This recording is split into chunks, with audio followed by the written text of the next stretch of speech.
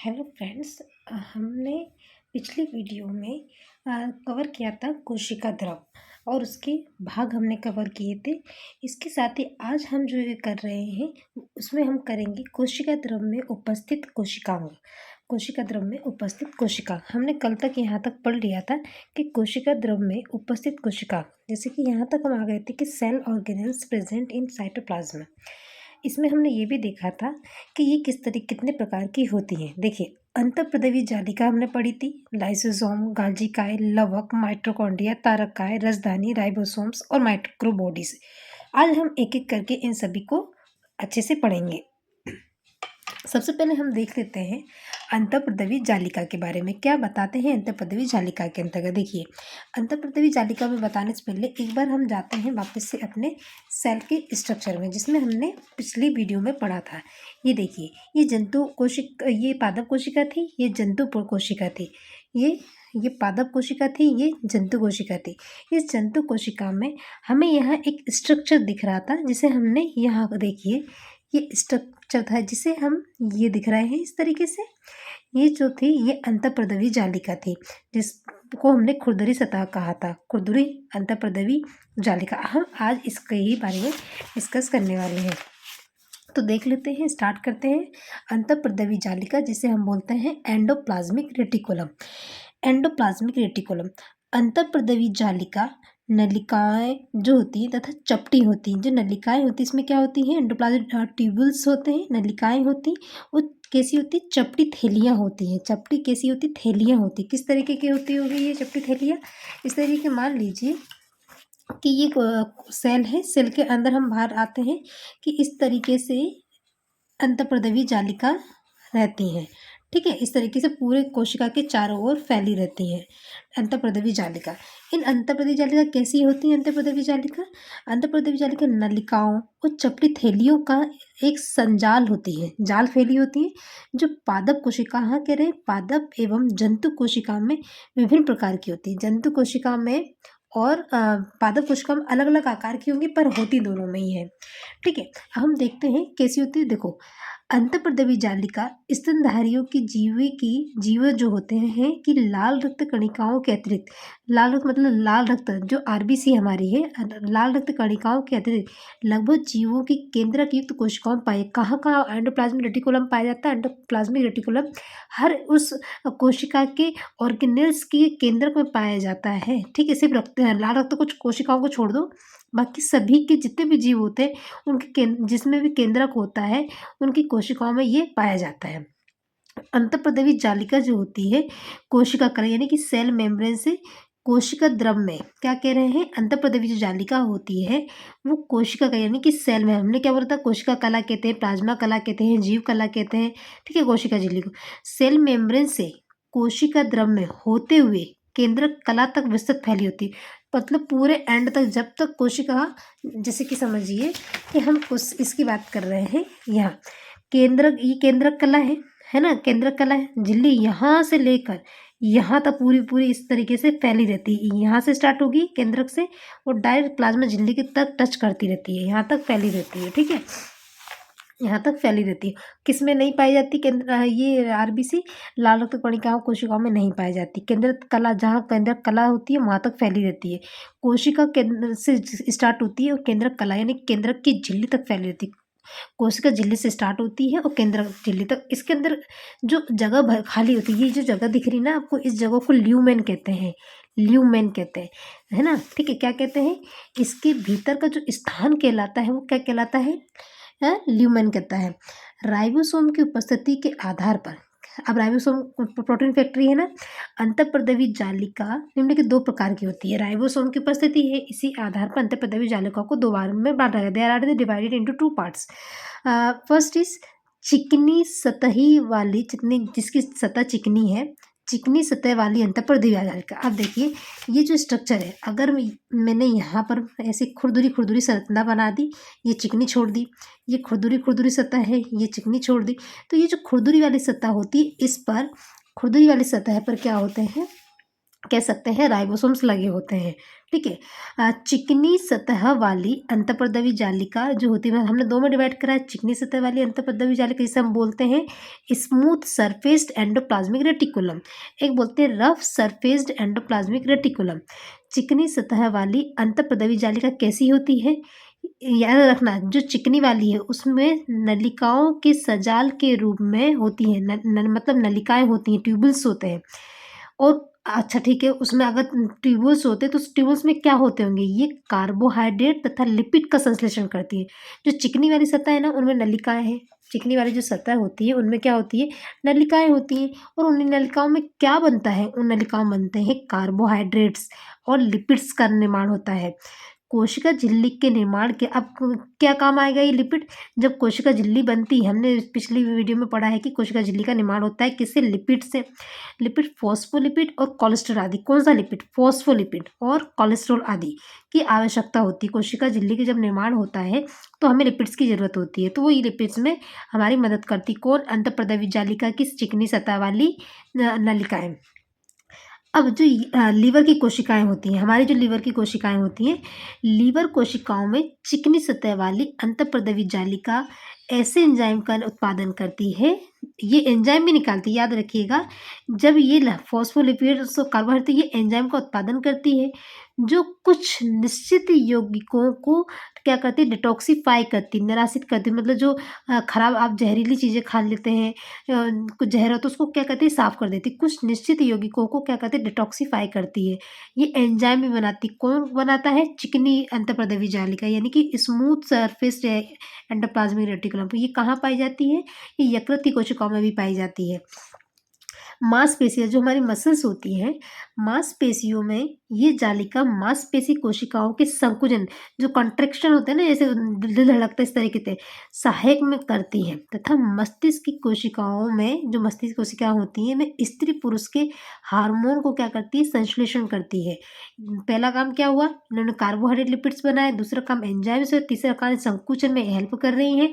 तीसरा काम है जो हमारी ब्रेन होती है उसमें और स्त्री पुरुष के हार्मोन का संश्लेषण करती है। ये मतलब कि एंडोप्लाज्मिक रेटिकुलम की चिकनी सतह इतना काम करती है। अब हम जा रहे हैं दूसरी सरफेस पे, जो कि क्या है? खुरदुरी सतह है। जो कैसी है? खुरदुरी सतह है। खुरदुरी सतह में हम देखते हैं, खुरदुरी सतह की देखें। अ, खुरदुरी सतह में इसे कणिकामय, क्यों? कणिकाएं लगी हुई हैं उसकी तरफ, है ना, ये इस तरीके से कणिकाएं लगी हुई हैं, तो कण लगे हुए हैं, तो ना ग्रेन्यूल्स लगे होते हैं, तो अंतःपरदवी जालिका भी कहते हैं, क्योंकि इसकी सतह पे क्या लगे होते हैं? राइबोसोम लगे होते हैं। ये जो जालिका होती है, कौन सी जालिका? खुरदुरी सतह। ये जालिका कोशिका झिल्ली और क्या कह रहे हैं? कोशिका झिल्ली तथा प्रोटीन का संश्लेषण करती, बनाती है, ठीक है, प्रोटीन निकालती है, बनाती है। इस पर स्थित जो अंतःपरदवी जालिका है, कौन सी वाली? खुरदुरी वाली। इस पर उपस्थित जो राइबोसोम होते हैं, अनुवाद अथवा प्रतिलिपिकरण यानी कि ट्रांसलेशन भी करते हैं, रेप्लिकेशन भी करते हैं, 1 से 2, 2 से 4, इस तरीके से प्रक्रिया के द्वारा क्या करते हैं? अनेक प्रोटीन का निर्माण करते हैं। आपको पता हो प्रोटीन किससे बने होते हैं? बताइए। अमीनो अम्ल से। लाखों अमीनो अम्ल की श्रृंखला भी होती है, ठीक है। अब बात कर लेते हैं, हमारे ब्लड में पाया जाता है आरबीसी, डब्ल्यूबीसी और ल्यूकोसाइट पाया जाता है। तो कुछ जो डब्ल्यूबीसी होती है या कुछ ल्यूकोसाइट्स होती है में ये जालिका जो होती है एंटीबॉडीज का निर्माण करती है। किसका? एंटीबॉडी। कौन कौन करता है? खुरदुरी। खुरदुरी जो अपनी सतह होती है किसकी? एंडोप्लाज्मिक रेटिकुलम की खुरदुरी सतह पे जो आरबीसी राइबोसोम्स निकलते हैं, आरबीसी में जो पाए जाने वाले आरबीसी, डब्ल्यूबीसी, ल्यूकोसाइट।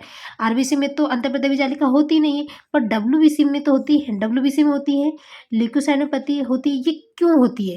ताकि ये एंटीबॉडी का निर्माण कर सके। अब हम जा रहे हैं अग्नाशय कोशिकाओं में, जिसे हम पेंक्रियास कहते हैं। तो अग्नाशय की जो कोशिकाएं होती हैं, पेंक्रियाटिक जो सेल्स होती है में, ये अंतःपरदवी जालिका किसका निर्माण करेगी? इंसुलिन का निर्माण करेगी। तो हमने ये देखा कि कहाँ पर ये काम कर रही है? श्वेत कोशिका ल्यूकोसाइट में एंटीबॉडी का निर्माण कर रही है। अग्नाशय की कोशिका में ये इंसुलिन का निर्माण कर, ये वही इंसुलिन है जब मधुमेह रोगियों को इंसुलिन की कमी या ज़्यादा हो जाता है ना, ग्लूकोज ज़्यादा हो जाता है, तो इंसुलिन की बढ़ाया जाता है। इस तरीके से मतलब पूरी की पूरी मात्राओं को हम इसमें पढ़ते हैं, तो इसमें हमने देखा कि जो अग्नायक कोशिकाएँ हैं वो, तो ये इंसुलिन बनाता कौन है? अग्नाशय कोशिका में ये जालिका जो होती है ना, यही इंसुलिन बनाती है। अब समझ में आया कि अग्नाशय की कोशिकाओं में इंसुलिन कौन बनाता है? अंतःप्रद्रवी जालिका की खुरदुरी सतह बनाती है। खुरदुरी सतह तो प्रोटीन भी बनाती है, हाँ, खुरदुरी सतह प्रोटीन भी बनाती है, फिर इसके अलावा और दूसरा भी काम होता है। हाँ, दूसरा काम भी होता है, ये एंजाइम भी बनाती है। एंजाइम बनाती है, प्रोटीन बनाती है, इंसुलिन बनाती है, एंटीबॉडी बनाती है, कोशिका झिल्ली भी बनाती है, ठीक है? उसमें मदद करती है। इतने सारे काम खुरदुरी सतह के थे। वही चिकनी सतह के बारे में हमने पढ़ा था, कार्बोहाइड्रेट्स बनाती है, लिपिड्स बनाती है। सॉरी, यहाँ पे हमारा एक मिस्टेक हुआ, एंजाइम्स चिकनी सतह वाली बनाती है, खुरदुरी वाली नहीं बनाती है, ठीक है? अब हम चल रहे हैं गाल्जी उपकरण में। गाल्जी उपकरण की बात करें, यानी कि गाल्जी काय, गोल्जी कॉम्प्लेक्स।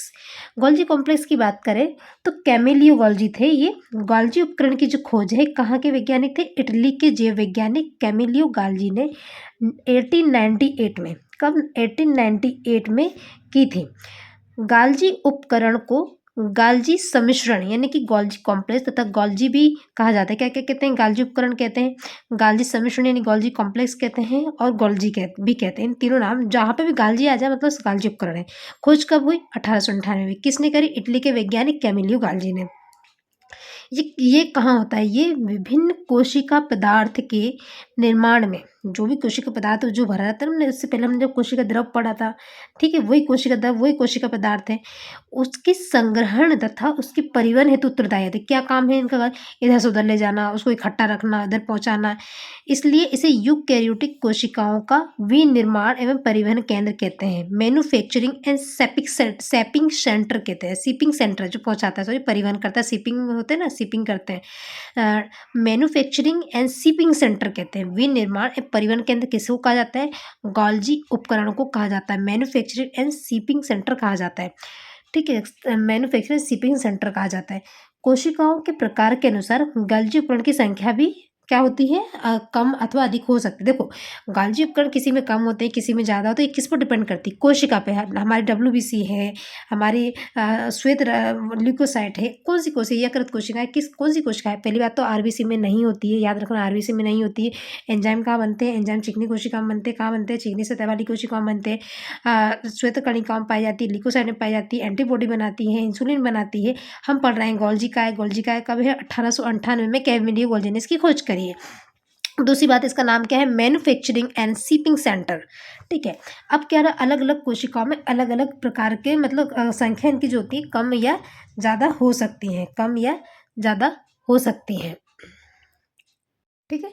हम यहाँ तक आ गए थे, कम या अधिक हो सकती है। जो कोशिकाएं विभिन्न प्रकार के पदार्थों का क्या करती हैं? स्त्राव करती है, इनमें गोल्जी उपकरणों की संख्या अधिक होती है। मतलब जो कोशिकाएं क्या होती हैं, बहुत ज़्यादा स्त्राव पदार्थों का स्त्राव करती है, विभिन्न प्रकार का स्त्राव करती है, उनमें क्या होगा? गोल्जी कॉम्प्लेक्स जो होगी उनकी संख्या बहुत ज़्यादा होगी। गोल्जी उपकरण में अर्धवृत्ताकार एवं सपाट थैली सदृश संरचनाएं होती हैं। कैसी होती है? इस तरीके की संरचना होती है, ठीक है, गोल्जी कॉम्प्लेक्स में, जिसे सिस्टर्नी कहते हैं। मतलब आप समझे, सिक्के रखे जैसे रखे रहते हैं ना, इस तरीके से रहती हैं, ठीक है। अर्धचंद्राकार सपाट थैली जैसी संरचनाएं होती हैं, जिसे हम क्या कहते हैं? सिस्टर्नी कहते हैं। कैसे रखना? गोल्जी उपकरण में जो अर्धवृत्ताकार जो सपाट थैली होती है, उसे हम क्या कहते हैं? सिस्टर्नी कहा जाता है। प्रत्येक संरचना जो जो एक एक सिस्टर्नी, मतलब ये सिक्का है ना, एक सिक्के को देखो, ठीक है, ये समझाने के लिए बोल रही हूँ। संरचना जो होती है एक झिल्ली द्वारा कोशिका द्रव से पृथक रहती है। एक झिल्ली लगी होती है, फिर उसके ऊपर एक और, एक झिल्ली लगी होती है, फिर इसके ऊपर एक और, तो सिस्टर्नी कहते हैं। प्रत्येक संरचना एक झिल्ली के द्वारा कोशिका द्रव से क्या होती है? अलग रहती है। किसके द्वारा? कोशिका द्रव से अलग रहती है, ताकि ये चिपके नहीं। नीले हरित जो शैवाल होते हैं, ब्लू ग्रीन एल्गी जो होती है जीवाणुओं में, माइकोप्लाज्मा में। अच्छा, माइकोप्लाज्मा की बात करें, ये माइकोप्लाज्मा सबसे छोटी कोशिका होती है माइकोप्लाज्मा, जिसे क्या कहते हैं? PPLOB कहते हैं, प्लूरा निमोनिया लाइक ऑर्गेनिज्म कहते हैं, को छोड़कर अन्य सभी जीवधारी की कोशिकाओं में पाए जाते हैं। कहाँ पे पाए जाते हैं? नीले हरित शैवाल को छोड़ दो, जीवाणुओं को छोड़ दो, और माइक्रोप्लाज्मा, इन तीनों को छोड़कर बाकी सभी जीवधारी कोशिकाओं में क्या पाए जाते हैं? ये पाए जाते हैं, क्या नाम है इनको? क्या नाम है? Golgi complex. पादप कोशिकाओं में गोल्जी कॉय को डिक्टियोसोम भी कहा जाता है। दो याद रखना कि ये अगर पादप कोशिकाओं में अगर गोल्जी कॉम्प्लेक्स पाया जाता है तो वहाँ पे इसको डिक्टियोसोम भी कहेंगे। क्या कहेंगे? डिक्टियोसोम। ठीक है, कहाँ-कहाँ नहीं पाई जाती? नीलहरी शैवाल में नहीं पाई जाएगी, जीवाणुओं में नहीं पाई जाएगी, माइकोप्लाज़्मा में नहीं पाई जाएगी। ठीक है, माइकोप्लाज़्मा में नहीं पाई जाएगी। दूसरी बात करते हैं कि ये कोशिका का मुख्य स्त्रावी से सेक्रेट मतलब क्या करते हैं? सिक्रेशन नहीं करते, सिक्रेटरी ऑर्गन है, स्त्रावण करता है। यह लाइसोसोम एवं पेरोक्सिसोम के निर्माण में सहायता करता है। किसके निर्माण में मदद करेगा? हमने एक चीज़ तो पढ़ ली है कि ये क्या करता है? विनिर्माण एवं परिवहन करने यानी मैन्युफैक्चरिंग शिपिंग सेंटर होता है, यूकेरियोटिक कोशिकाओं में पाया जाता है, सिस्टर नहीं होती, झिल्ली से अलग होता है। अब इसका काम क्या होता है? सिक्रेशन करना, स्त्रावण करना। यह क्या करेगा? जो लाइसोसोम होता है और जो पेरोक्सिसोम होता है, इसके निर्माण में भी सहायता करता है। अच्छा, ये वो लाइसोसोम है जिसे हम आगे पढ़ेंगे, इसे हम क्या कहेंगे? आत्महत्या की थैली कहेंगे। ठीक है, लाइसोसोम को यही बनाता है, स्त्राव करता है, ये लाइसोसोम बनाता है, ये पेरोक्सिसोम बनाता है, बनाने में मदद करता है, पूरा नहीं बनाता है, हेल्प करता है। पादप कोशिकाओं के समय ये कोशिका प्लेट बनाने में मदद करता है। कोशिका प्लेट क्या होता है कि मान लीजिए हमारी जो कोशिकाएं होती हैं, हमारे अंदर सेंट्रोसोम्स होते हैं, वो डिवाइडेड होते हैं, तो ये प्लेट बनाने का था, मतलब डिवाइड कर दिया कोशिका को, तो ये प्लेट बनाने का काम करता है, पर जंतु कोशिका में नहीं। कहाँ पर? पादप कोशिका में, ताकि एक कोशिका डिवाइड हो जाए और एक कोशिका अलग हो जाए। ठीक है, तो ये लाइसोसोम का काम क्या है? सॉरी, गाल्जी उपकरण का नाम क्या है? लाइसोसोम और पेरोक्सिसोम के निर्माण में मदद करना। दूसरा क्या है? कोशिका विभाजन के समय ये कोशिका प्लेट बनाने में सहायता करता है। अब हम चलते हैं लाइसोसोम के बारे में पढ़ते हैं। क्या होता है लाइसोसोम? देखते हैं लाइसोसोम के। लाइसोसोम क्या है? एंजाइम की गोलाकार थैलियाँ है। अच्छा बताओ, एंजाइम कहाँ बनता है? एंजाइम बनता है चिकनी सतह पे। किसकी चिकनी सतह पे? अंतःप्रद्रवी जालिका। तो जो लाइसोसोम जो होता है, लाइसोसोम एंजाइम्स की गोलाकार थैलियाँ होती हैं।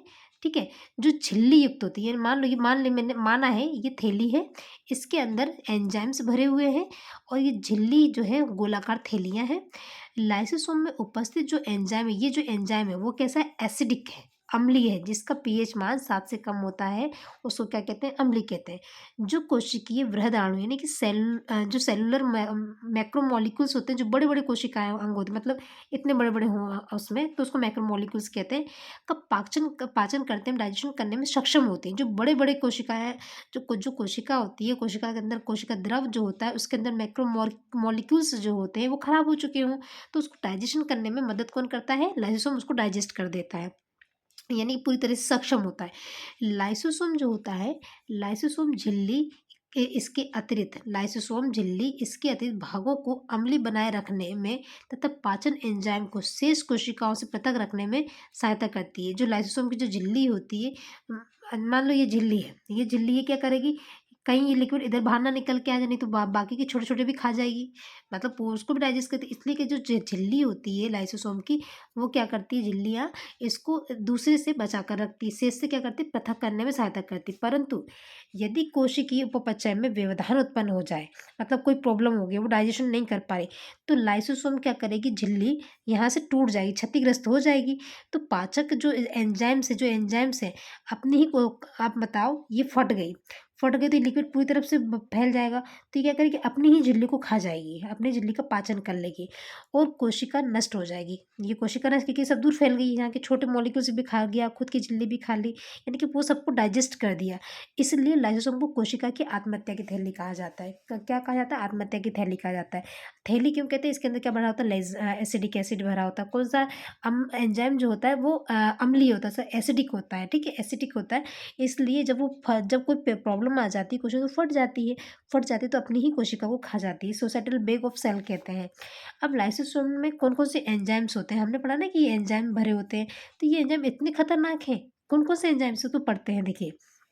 उसमें जो एंजाइम्स है, उसमें होता है, देखिए जब भी कोई एंजाइम्स होगा उसमें एज ज़रूर लगा होता है, तो ये एज इसकी पहचान होती है कि वो एंजाइम्स हैं।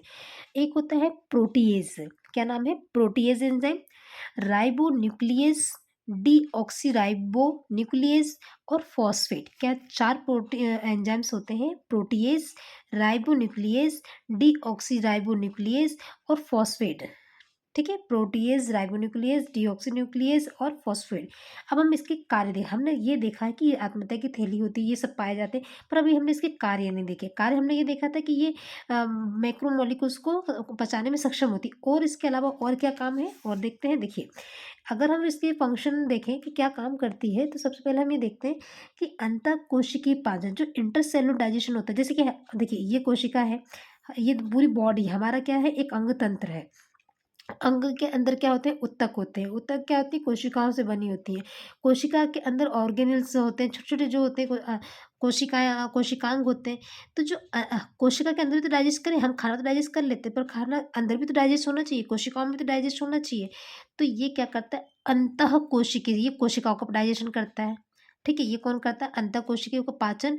लाइसोसोम पाचन, पाचक एंजाइमों की सहायता से, कौन से एंजाइम है, प्रोटीएज, राइबोन्यूक्लियेज, डीऑक्सीराइबोन्यूक्लियेज और फॉस्फेट, ये 4 एंजाइम्स, चारों मिलकर एंजाइम बनाते हैं। कोशिका द्रव में उपस्थित विभिन्न घटकों का क्या करते हैं, पाचन करते हैं। माइटोकॉन्ड्रिया तथा अन्य कोशिकीय संरचना, जैसे कि अंतःप्रद्रवी जालिका के घटकों के पाचन से कोशिकाओं को क्या मिलती है, ऊर्जा प्राप्ति है। देखो, ऊर्जा माइटोकॉन्ड्रिया भी दे रहा था, और ऊर्जा अन्य कोशिका, जो अंतःप्रद्रवी जालिका के जो घटक हैं, पाचन से भी मान लो खा लिया तो एनर्जी आएगी कि नहीं आएगी, तो वो एनर्जी भी इन्हें प्राप्त मिलती है कोशिकाओं को। आगे देखते हैं, आपको दिख रहा है सब। देखिए, हम बात कर रहे हैं मृत कोशिका की, मृत कोशिकाओं के निर्माण, रिमूवल ऑफ डेड सेल। अब पाचन हो चुका है, जो सेल मान लीजिए कभी कभी खरोच हो जाती है, कभी कभी खरोच तो वो डेड हो गई है, तो अंदर भी डेड हो जाती है। मृत कोशिका का निवारण, उस मृत कोशिका अंदर तो डैमेज हो जाती है ना, तो वो कहाँ जाएगी, उसको अंदर कौन डाइजेस्ट करेगा। तो वर्ष 1964 में 2 वैज्ञानिक थे, हिर्श और कोहेन। क्या नाम था, हिर्श और कोहेन। कब, 1964 में। 1964 में 2 वैज्ञानिक हिर्श और कोहेन ने ये स्पष्ट किया कि लाइसोसोम मृत हो चुकी है और जो रोगग्रस्त क्षतिग्रस्त कोशिकाओं को नष्ट करने में सहायक करती है। किसने बताया था, 1964 में हिर्श और कोहेन ने बताया था कि कोशिका के अंदर जो कोशिका डैमेज हो जाती है, या रोगाणु युक्त हो जाती है, कुछ भी हो जाता है, या बीमारी हो जाए, तो लाइसोसोम क्या करती है, उसको खत्म कर देती है ना, नष्ट करने में सहायता करती है। प्रोटीन संश्लेषण में सहायता, प्रोटीन संश्लेषण बनाता कौन है, राइबोसोम बनाते हैं। राइबोसोम्स कहाँ लगे होते हैं, अंतःप्रद्रव की खुरदरी सतह पर लगे होते हैं। पर ये भी मदद करती है, कैसे मदद करती है, लाइसोसोम कोशिका में प्रोटीन संश्लेषण की प्रक्रिया में भी सहायक होते हैं। कुछ कुछ जो पक्षी होते हैं, बर्ड्स होते हैं, उनमें यकृत तथा अग्नाशय की कोशिकाओं में उपस्थित लाइसोसोम अधिक विकसित व सक्रिय होते हैं। कहाँ पर, पक्षी जो होते हैं, पक्षी कहाँ के यकृत होता है, लीवर होता है, और अग्नाशय की जो कोशिकाएं होती हैं में उपस्थित जो लाइसोसोम बहुत ज़्यादा एक्टिव होते हैं। ठीक है, विकसित बहुत बड़े भी होते हैं, विकसित भी होते हैं और सक्रिय भी होते हैं। अब बात कर रहे हैं उपस्थिल और अस्थिल ऊतकों में आत्मलयन, कैसे, autolysis in cartilage and bones tissue. जो हमारी हड्डी होती है, जैसे कि कान की हड्डी हमारी कैसी होती है, कार्टिलेज होती है, नाक की कार्टिलेज होती है, ये उपास्थि कहलाती है। तो विटामिन ए की अधिकता होने पर, मान लीजिए विटामिन ए की कमी से रतुंधी होता है, ऐसे विटामिन ए की अगर अधिकता होने पर कोशिकाएं कैसी हो जाती है, सेल पॉइजनिंग की स्थिति में उत्पन्न हो जाती है। मान लो कि अब ठीक है, हमें हर चीज़ क्या है, लिमिटेशन में लेना चाहिए। जैसे कि अगर विटामिन कम है तो बीमारी हो जाती है, ज़्यादा होगी तब भी बीमारियां हो सकती हैं। देखिए, विटामिन ए की अधिकता होने पर कोशिका सेल जो थी पॉइजनिंग की स्थिति में उत्पन्न हो जाती है। परिणाम स्वरूप क्या होगा, उसकी वजह से होगा क्या, लाइसोसोम की जो झिल्ली है उसमें प्रॉब्लम आ जाएगी, यानी कि व्यवधान उत्पन्न हो जाएगा, प्रॉब्लम आ, जिससे कोशिकीय एंजाइमों का स्त्राव होता है, और उपस्थित और अस्थिर कोशिका तक जो होंगे वो कहते हैं ऑटोलिसिस, अर्थात स्वतः विनाश हो जाएंगे, सेल्फ डिस्ट्रक्शन प्रारंभ हो जाएगा। यानी कि कहने का मतलब आत्महत्या क्यों कह रहे हैं, तो आत्महत्या इसलिए तो कह रहे हैं कि अगर आपने विटामिन ए की ज़्यादा मात्रा हो गई, ज़्यादा होगी, तो लाइसोसोम की जो झिल्ली है वो थोड़ी कमज़ोर पड़ जाएगी, फट जाएगी, तो सारे एंजाइम जो उसके अंदर भरे हुए हैं, प्रोटीएज, राइबोन्यूक्लियेज, ये जो भी इसमें 4 जो एंजाइम्स भरे हुए हैं, वो चारों के चारों बाहर निकल आएंगे, जो कि एसिडिक फॉर्म में होते हैं ना, अम्लीय होते हैं, वो सभी क्या करेंगे, सब खा जाएंगे, यानी कि सक्षम विनाश कर देंगे स्वतः, फिर क्या हो जाएगा, सेल्फ डिस्ट्रक्शन प्रारंभ हो जाएगा। ये था, हमने लाइसोसोम पढ़ा, हमने अंतःप्रद्रवी जालिका पढ़ी। अब हम पढ़ रहे हैं लवक। लवक हम पढ़ रहे हैं, लवक यानी कि प्लास्टिड। क्या है लवक, क्या है, प्लास्टिड है। देखिए, लवक जो है 2 झिल्ली युक्त है, याद रखना, सबके अंदर झिल्ली होती है, लवक में 2 झिल्ली होती है। डबल मेम्ब्रेन कोशिकांग होते हैं। कैसे होते हैं? डबल मेम्ब्रेन कोशिकांग होती है, यानी कि कोशिका झिल्ली 2 कोटेड होती है। जो पादप और शैवालों की कोशिकाएँ जो होती हैं में पाए जाने वाले हैं, जो कहाँ अच्छा, ये कहाँ पाए जाएँगे? लवक लवक किस में नहीं पाए जाते? जंतु कोशिका में नहीं पाए जाते हैं ना। तो जो कहाँ पाई जाएगी? पादप में और शैवालों की कोशिका में पाए जाते हैं। लवक भोजन के निर्माण तथा उसके संग्रहण हेतु उत्तरदायी है। लवक का काम क्या है? ये क्या करेगा? भोजन बनाएगा और यानी कि पौधों के लिए खाना बनाएगा, भोजन का संश्लेषण करेगा, भोजन बनाएगा, सूरज की उपस्थिति में बनाएगा और शैवालों के लिए भी बनाएगा, क्योंकि दोनों ही हरे होते हैं, लाल भी होते हैं शैवाल, लाल होते हैं, हरे होते हैं, पीले भी होते हैं। तो लवक जो होता है भोजन के निर्माण में तथा उसके संग्रहण में, उसको खाना बना के रखेंगे भी तो सही, तो संग्रहण हेतु भी उत्तरदायी होते हैं। अब लवकों में प्राय क्या क्या पिगमेंट्स पाए जाते हैं? पिगमेंट्स मतलब जो लाल पीला हरा रंग देते हैं ना पौधों को, हरा पीला ऑरेंज, जिस तरह के जो फूल के कलर होते हैं, पत्ते के कलर होते हैं, ये सब पिगमेंट की वजह से होते हैं। तो इसमें क्या होता है? विभिन्न अब बहुत कई टाइप के इसमें क्या होता है? पिगमेंट्स होते हैं, यानी कि वर्णक पाए जाते हैं, जो कोशिका को क्या देंगे? रंग प्रदान करते हैं। किसके अंदर? अच्छा, ये पिगमेंट कहाँ होते हैं? लवक में होते हैं। ये कैसे होते हैं? कई प्रकार के होते हैं। ऐसे लवक जिनमें क्या हो? क्लोरोफिल नामक वर्णक हो। जिसमें क्लोरोफिल नामक पिगमेंट होता है उसे हम बोलते हैं हरित लवक, यानी कि क्लोरोप्लास्ट कहते हैं। क्या कहते हैं? क्लोरोप्लास्ट कहते हैं। यानी कि जो पिगमेंट्स अगर किसी भी कोशिकाओं में अगर क्लोरोफिल नामक पिगमेंट पाया जाता है, क्लोरोफिल नामक पिगमेंट पाया जाता है, उसे अपन क्या कहते हैं? क्लोरोप्लास्ट कहते हैं। जिसमें क्लोरोफिल पाया जाता है उसे क्लोरोप्लास्ट कहते हैं। जिसमें क्लोरोफिल पाया जाता है उसे क्लोरोप्लास्ट कहते हैं। क्लोरोप्लास्ट कहते हैं, क्या कहते हैं? अब हम लवक के प्रकार पढ़ेंगे कि how many types of plastid. First is leucoplast, जिसे बोलते हैं अवर्णी लवक। क्रोमोप्लास्ट, क्रोमो मतलब कलर होते हैं ना। क्रोमेटोग्राफी में क्या होता है? अच्छा, क्रोमेटोग्राफी का मतलब क्या होता है कि अलग अलग सांद्रता वाले, अलग अलग कलर वाले सब ऊपर नीचे जम जाते हैं, आ जाता है उनका। कहाँ थे हम? वर्णिल लवक में। हमने पढ़ा है ल्यूकोप्लास्ट, क्रोमोप्लास्ट और क्लोरोप्लास्ट। क्या है? ल्यूकोप्लास्ट मतलब अवर्णिल लवक, क्रोमोप्लास्ट वर्णिल लवक और क्लोरोप्लास्ट हरित लवक, यानी कि यही हरित लवक जो जिसमें क्लोरोफिल पाया जाता है। अब देखो, जो अवर्णिल लवक है हम एक एक करके तीनों को पढ़ेंगे। जो अवर्णी लवक है, अवर्णी लवक को ल्यूकोप्लास्ट भी कहते हैं। ये वर्णक कैसे होते हैं? इसमें कलर वर्णक नहीं, इसमें पिगमेंट नहीं होते हैं। ये कैसे होते हैं? कलरलेस होते हैं, कलरलेस होते हैं, ठीक है। इनमें कोई कलर नहीं होगा। कहाँ नहीं होगा? जो पौधों की अधिकांशतः प्रकाश संश्लेषण न, अच्छा, जो भाग पौधे का वह भाग जो प्रकाश संश्लेषण नहीं करता, जैसे कि जड़, जो जमीन में रहते हैं तने, वो आलू में कलर देखा है आपने? वो जो ग्रीन होता है ना, वो बीमारी होती है, कलर नहीं होता है वो, ठीक है। अंगमारी रोग बोलते हैं उसको। जो पौधों के अधिकांशतः प्रकाश संश्लेषण न करने वाले भागों, जैसे कि जड़ और भूमिगत तने में पाए जाते हैं, ये मुख्यतः अमीनो अम्लों को वसी अम्ल में बदल देते हैं। क्या करते हैं? ये अवर्णी लवक जो होते हैं ये क्या करते हैं?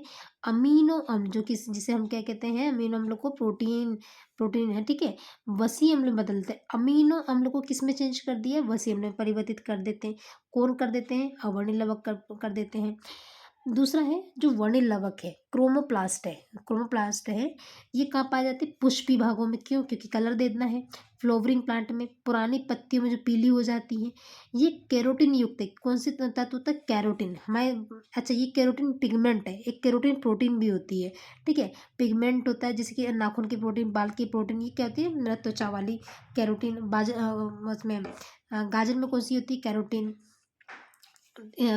जो पत्तियों फूलों में विभिन्न रंग भी प्रदान करते हैं। अब हम जा रहे हैं हरित लवक की तरफ। हरित लवक में देखें, जिसे हम क्या कहते हैं? क्लोरोप्लास्ट कहते हैं। इन लवकों में ये जो क्लोरोप्लास्ट होते हैं, हमने 3 कलर पढ़े हैं, क्रोमोप्लास्ट, क्लोरोप्लास्ट, ल्यूकोप्लास्ट। हरित लवक में इन लवकों में पर्णहरित यानी क्लोरोफिल नामक एक वर्ण पिगमेंट पाया जाता है, जिसकी सहायता से हरे पौधे क्या करेंगे? अच्छा, इसी क्लोरोफिल की मदद से पौधे क्या करते हैं? प्रकाश संश्लेषण करते हैं, सनलाइट की उपस्थिति में और कार्बन की उपस्थिति में। प्रकाश संश्लेषण की क्रिया के द्वारा पोषण हेतु भोजन का निर्माण करते हैं। यही कारण है कि हरित लवक को पादप कोशिका का रसोई घर कहते हैं। हरित लवक किसको किसको? क्लोरोप्लास्ट को। जो क्लोरोप्लास्ट है किसे कहते हैं? कोशिका का रसोई घर कहते हैं। पादप कोशिका का, जंतु कोशिका का नहीं, पादप कोशिका का क्या कहते हैं? रसोई घर कहते हैं, किचन ऑफ प्लांट सेल कहा जाता है। अब हरित लवक में उपस्थित जो कलर है, कौन कौन से कलर कौन सा देगा? जैसे कि मान लो गाजर कैसी होती है? ऑरेंज कलर की। तो जो कैरोटीन कलर है ये कैसा रंग देता है, नारंगी रंग का पिगमेंट है, जो क्या करेगा, प्रकाश संश्लेषण में महत्वपूर्ण भूमिका निभाएगा। कौन, कैरोटीन नामक जो पिगमेंट है वो, ये क्या करेगा, क्लोरोफिल से अवशोषित प्रकाश ऊर्जा का संचयन करेगा। क्लोरोफिल ने प्रकाश लिया है और जो ऊर्जा मिली उस ऊर्जा को लेकर ये क्या कर देगा, नारंगी रंग बना देगा, नारंगी रंग का है। अब बात आती है ज़ैंथोफिल की। ज़ैंथोफिल क्या होता है, पीले रंग का। किस तरीके का, पीले रंग का वर्णक होता है, जैसे पपीते में ज़ैंथोफिल होता है, जो पत्तियों में उपस्थित होता है, पत्तियों में भी पीले रंग की हो जाती है जब पक जाती है। ये सूर्य के प्रकाश के उस तरंगदैर्घ्य को अवशोषित करने में सक्षम होता है जिससे हरित लवक अवशोषित नहीं कर पाते। ज़ैंथोफिल कैसे करते हैं, येलो कलर को अच्छा येलो कलर छोड़ो, हरित लवक का काम है सिर्फ हरे प्रकाश को अवशोषित करना। बाकी को अगर वो हरित जो क्लोरोप्लास्ट है, जो क्लोरोफिल होता है, वो अगर प्रकाश को जब अवशोषित करता है, उसकी कलर को अवशोषित करता है, उसमें से कुछ कलर ऐसे होते हैं जो अवशोषित नहीं कर पाता है। तो जो अवशोषित करता है वो बाकी जो अवशोषित करते हैं उसे ज़ैंथोफिल कहते हैं। ज़ैंथोफिल क्या करते हैं, बची कुची कलर को अवशोषित कर लेता है जो हरित लवक ने यानी कि क्लोरोफिल ने नहीं करा था। यह वर्णक क्या करता है, सूर्य के अत्यधिक प्रकाश से पौधों को होने वाली क्षति से रक्षा करता है, क्योंकि अगर हरित लवक कर लेगा तो वो खाना नहीं बना पाएगा, पौधा जल जाएगा। क्षति से क्या करता है, सुरक्षा करता है। कौन, ज़ैंथोफिल। ज़ैंथोफिल 3 प्रकार के होते हैं। कितने प्रकार के होते हैं, 3 प्रकार के। कैंथाजेंथिन, जियाजेंथिन, ल्यूटिन। क्या नाम है, कैंथाजेंथिन, जियाजेंथिन और ल्यूटिन। इन वर्णकों पिगमेंट को एंटीऑक्सीडेंट भी माना जाता है। क्या बोलते हैं, एंटीऑक्सीडेंट। इन पिगमेंट जो भी हमने पढ़ा है, कैंथा कैथाजेंथिन, ल्यूटिन, जियाजेंथिन, इन वर्णकों को क्या कहते हैं, एंटीऑक्सीडेंट कहते हैं। अब हम सबसे इम्पोर्टेंट वाले कोशिकांग पे जा रहे हैं, माइटोकॉन्ड्रिया पर। हम माइटोकॉन्ड्रिया पे, जिसे हम क्या कहते हैं, पावर हाउस कहते हैं। क्या कहते हैं, पावर हाउस कहते हैं। दिख रहा है आपको, चलो माइटोकॉन्ड्रिया की तरफ चलते हैं। माइटोकॉन्ड्रिया, देखिए, माइटोकॉन्ड्रिया की खोज किसने करी, माइटोकॉन्ड्रिया की खोज अल्टमान ने की, रिचर्ड अल्टमान ने करी। कब, 1890 में, 1890 में इसकी खोज करी। ये कोशिका द्रव में पाई जाने वाली बहुत महत्वपूर्ण रचना है। किसमें सबसे इम्पोर्टेंट ये जो कोशिका द्रव में बिखरी रहती है ना। अल्टमैन ने इसे बायोब्लास्ट, जो अल्टमैन थे उन्होंने माइटोकॉन्ड्रिया की खोज तो करी पर इसका नाम रखा था बायोब्लास्ट।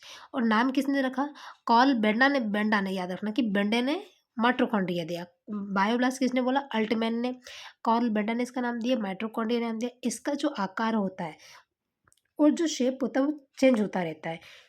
ये कोशिका द्रव में कणों यानी कि जो फिलामेंट्स होते हैं, तंतुओं, जड़ों और गोलकों के रूप में बिखरा रहता है। कहाँ, कोशिका द्रव में कणों, तंतुओं, छड़ों और गोलकों के रूप में बिखरा रहता है।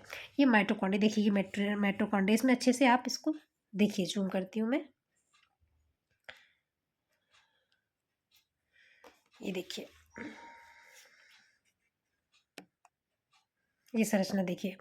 संरचना में देखेंगे आप कैसे दिख रही है, एक चप्पल जैसी संरचना, जबकि चप्पल जैसी संरचना किसकी होती है, पैरामीशियम की होती है। ये हम मैं समझने के लिए, आपने देखा है ये जगह देखिए, यहाँ किस तरीके से ये फैली हुई, जैसे मैट्रिक्स कहते हैं, जो इसकी जो माइटोकॉन्ड्रिया की झिल्ली है, यानी कि भित्ती है, भित्ती तो नहीं, झिल्ली है। माइटोकॉन्ड्रिया की ये गुहा दिख रही है, जगह, खाली जगह, ये माइटोकॉन्ड्रिया, ये पूरी तरह से कवर होती है, मतलब ये तो काट के आपको दिखाइए, ये पूरी तरीके से इसे पैक होती है, जैसे कैप्सूल नहीं होता है, कैप्सूल जो हम खाते हैं दवाइयों में, उसकी आधी सतह काटो और फिर अंदर का देखो क्या भरा हुआ है।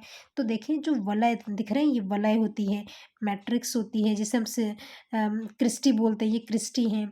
इसके अंदर राइबो, देखो हमने क्या पढ़ा था कि राइबोसोम भी पाए जाते हैं। माइटोकॉन्ड्रिया कहाँ, राइबोसोम अंतःपदवी जालिका के अलावा कहाँ पाया जाता है, माइटोकॉन्ड्रिया में भी पाया जाता है। माइटोकॉन्ड्रिया गुहा, ये अंदर की झिल्ली है, ये अंदरूनी झिल्ली है। ये एटीपी सिंथेज है, जहाँ पे क्या बनाएंगे, एटीपी बनाएंगे। एटीपी मतलब क्या होता है, जिसमें हम ऊर्जा का स्टोर करके रखते हैं, ऊर्जा को स्टोर करके रखते हैं। माइटोकॉन्ड्रिया आप कैसे, अब हम देखते हैं आगे माइटोकॉन्ड्रिया की झिल्ली के बारे में, माइटोकॉन्ड्रिया के बारे में पढ़ेंगे हम। 2 सेकेंड। देखिए, माइटोकॉन्ड्रिया दोहरी झिल्ली से घिरा होता है। कितनी कौन सी, देखो हमने लवक भी पढ़ा, वो भी 2 झिल्ली से घिरा हुआ था।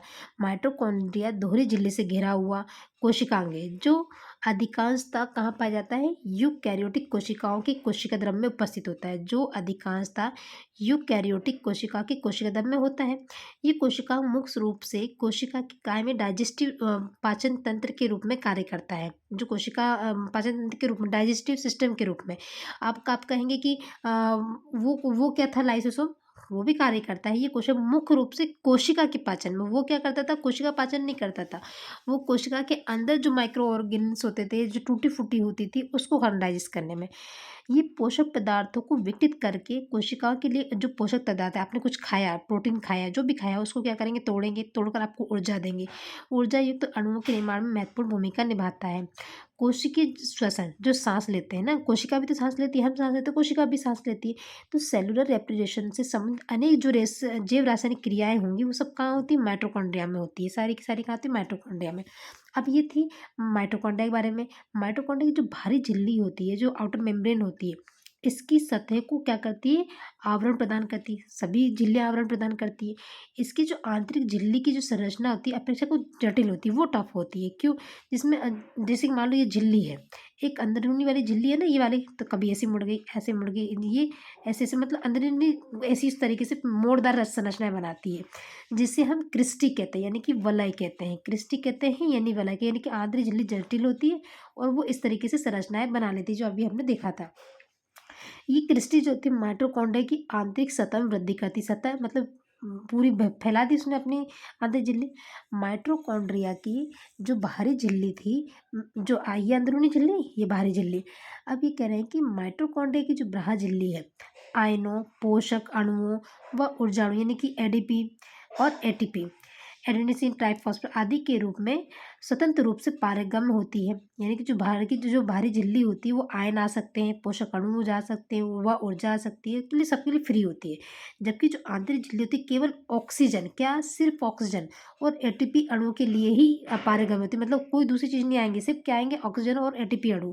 जबकि बाहरी वाली झिल्ली में आयन आएंगे, पोषक अणु आएंगे, ऊर्जा के अणु यानी कि एडीपी एडीपी बोलते हैं, स्वतंत्र रूप से आ सकते हैं, फ्रीली परमिएबल होती है। परंतु अंदर वाली झिल्ली होती है, उसमें सिर्फ ऑक्सीजन और एटीपी ही आ सकते हैं। माइटोकॉन्ड्रिया की अब हम मैट्रिक्स के बारे में पढ़ते हैं। माइटोकॉन्ड्रिया का जो मैट्रिक्स होता है, माइटोकॉन्ड्रिया का जो मैट्रिक्स होता है, कैसा होता है? गाढ़ा होता है, विस्कस फ्लूइड होता है, जिसमें जो एंजाइम तथा प्रोटीन का मिश्रण होता है। किसका होता है? एंजाइम्स और प्रोटीन का मिश्रण होता है। इस लिक्विड में, इस तरल में क्या-क्या होते हैं? देखो, राइबोसोम्स, ऑर्गेनिक इनऑर्गेनिक कंपाउंड यानी कि अकार्बनिक आयंस, माइटोकॉन्ड्रिया का मतलब डीएनए है, खुद का डीएनए रखता है माइटोकॉन्ड्रिया। माइटोकॉन्ड्रिया का डीएनए तथा कार्बनिक अणु भी पाए जाते हैं। अकार्बनिक आयंस होंगे, यानी कि नेगेटिव पॉजिटिव चार्ज वाले अकार्बनिक और कार्बनिक अणु पाए जाते हैं। इस तरल में उपस्थित एंजाइम, ये जो इस तरल में जो एंजाइम्स उपस्थित है, यहाँ पे हमने पढ़ा ना कि एंजाइम्स पाए जाते हैं। एंजाइम्स एटीपी अणुओं के संश्लेषण में महत्वपूर्ण भूमिका पाए जाते हैं। अब माइटोकॉन्ड्रिया में जो एंजाइम्स होंगे, वो एटीपी अणुओं का क्या करेंगे? संश्लेषण करें, वो संश्लेषण बनाने में महत्वपूर्ण भूमिका निभाते हैं। अब देखिए, एक ग्लूकोज, आपने ग्लूकोज लिया, ठीक है। एक ग्लूकोज के टूटने से 36 एटीपी बनते हैं, अणुओं का निर्माण होता है। ये 36 एटीपी का निर्माण, ये ऊर्जा का है ना, ऊर्जा इसका स्रोत है। अणु का निर्माण होता है। इनमें से जो 34 एटीपी हैं, वो केब्स चक्र के दौरान माइटोकॉन्ड्रिया में ही बनते हैं। केब्स चक्र होता है, ये आप 11th-12th की क्लास में पढ़ेंगे डिटेल में, तब पता चलेगा कि केब्स चक्र की प्रोसेस होती है। केब्स चक्र में 34 एटीपी माइटोकॉन्ड्रिया में बनते हैं। इसलिए माइटोकॉन्ड्रिया को क्या कहते हैं? कोशिका का पावर हाउस कहते हैं। क्यों कहते हैं? देखो, हमारी जो कोशिकाएँ होती हैं, कोशिका हम टोटल देखिए, हमें बॉडी में जो हमें ग्लूकोज से जो एनर्जी मिलेगी, वो हमें टोटल की टोटल 36 मिलेगी। अब 36 में से 2 तो एटीपी तो बाहर से बन गए, पर जो 34 एटीपी जो मिले हैं, वो माइटोकॉन्ड्रिया ने अकेले दिए हैं। तो कोशिका को इसलिए कहते हैं power house of cell. Mitochondria के अंदर जो लिक्विड भरा होता है, पूरा जो द्रव भरा है, उस मैट्रिक्स में क्या-क्या होता है? देखिए, उसमें जो प्रोटीन होता है, वो होता है 65.70%, फॉस्फोलिपिड्स जो होते हैं 25%, आरएनए 0.5% और डीएनए की कुछ मात्रा होती है। ये खुद का डीएनए रखता है ना, कुछ मात्रा तो होगी खुद का डीएनए। प्रोटीन होते हैं 65%, फॉस्फोलिपिड 25%, आरएनए 0.5% और कुछ मात्रा में डीएनए भी होता है। अब हम माइटोकॉन्ड्रिया के कार्य भी देख लेते हैं। क्या कार्य होते हैं माइटोकॉन्ड्रिया के?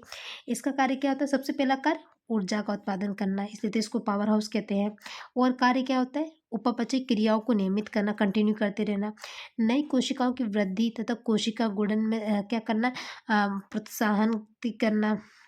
यकृत कोशिकाओं में अमोनिया को डिटॉक्सिफाई करना। मान लो आपने जहरीली कोई चीज़ भी खाते हैं, कुछ भी खाते हैं, तो उसको डिटॉक्सिफाई भी कर देता है। किसका करेगा? ये अमोनिया का करेगा। वो भी करते हैं, जो हमने पिछले में पढ़ा था लाइसोसोम में।